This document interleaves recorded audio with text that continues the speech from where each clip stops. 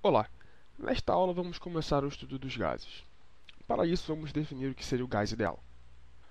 O gás ideal é uma simplificação do gás real.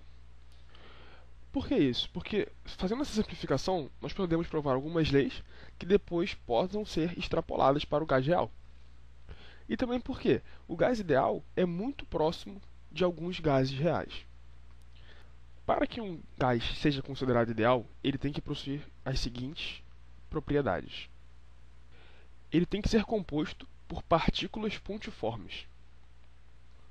Ou seja, as partículas têm que possuir um tamanho mínimo, ser um ponto, por exemplo.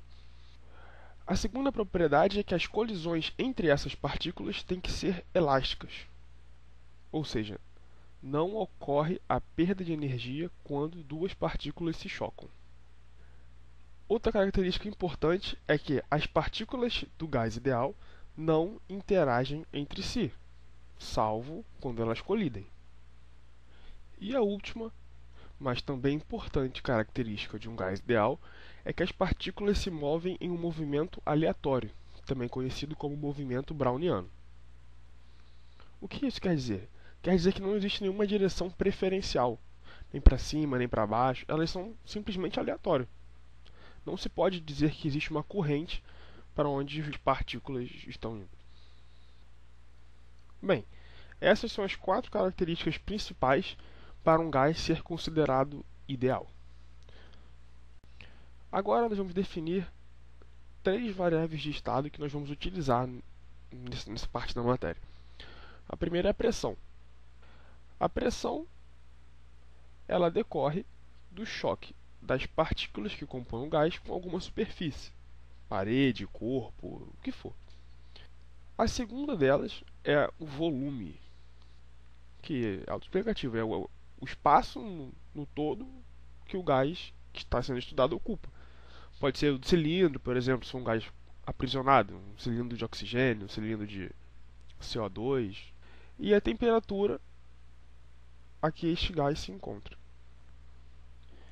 Mas o que são essas variáveis? Essas variáveis são características que definem o gás. Existem outras variáveis, mas não é o caso abordá-las agora.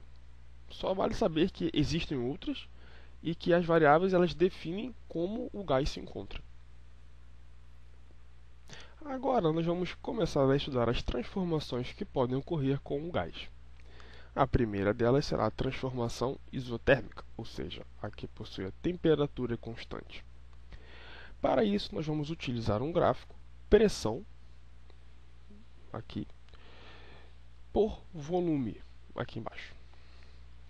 Acredite, este gráfico será muito utilizado.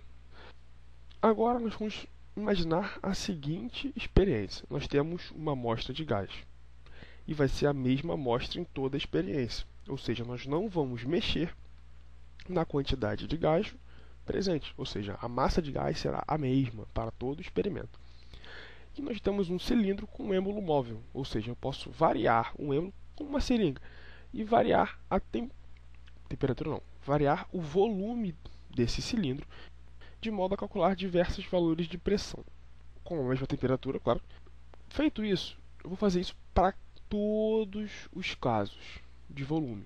Acredite, isso é uma extrapolação, lógico. Não fiz para todos os casos, mas vou fazer para a grande maioria deles. Medi a temperatura, deu uma temperatura T1. Então, eu vou pegar 2 pontos desse gráfico que eu tracei.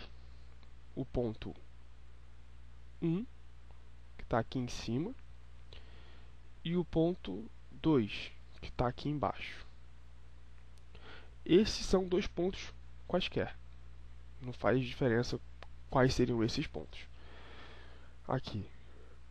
Esse é o ponto 2 que eu falei, né? Então vai ter aqui V2. E aqui finge que está paralelo ao eixo do volume. P2. E aqui em cima eu vou ter V1. E aqui eu vou ter P1, certo? Esse P1 é a pressão no ponto 1 para o volume 1, V1. E esse P2 é a pressão do ponto 2 para um volume V2. Bem, para temperatura constante, no nosso caso aqui T1, nós temos que P1 V1 é igual a P2 V2, que é igual a uma constante. Isso é um ramo de uma hipérbole, mas isso aí não faz diferença, só uma questão de informação. Ou seja, para cada ponto que nós pegarmos desse gráfico azul, que é a temperatura T1, nós vamos obter a mesma relação. P1 V1 igual a P2 V2, que é igual a P3 V3, um novo ponto que eu vou pegar, que é igual a um valor constante. Se eu fizer a mesma experiência para uma temperatura T2, por exemplo, uma temperatura maior, eu vou obter uma hipérbole acima. Bem, deixa eu só acertar essa hipérbole aqui. Pronto. E se eu pegar uma temperatura ainda maior, T3, vai ser uma hipérbole maior ainda. Ou seja, o que nós podemos concluir daqui? Nós podemos concluir que quanto maior a temperatura, mais distante a hipérbole ficará dos eixos. Ou seja, T1 é menor que T2, que é menor que T3.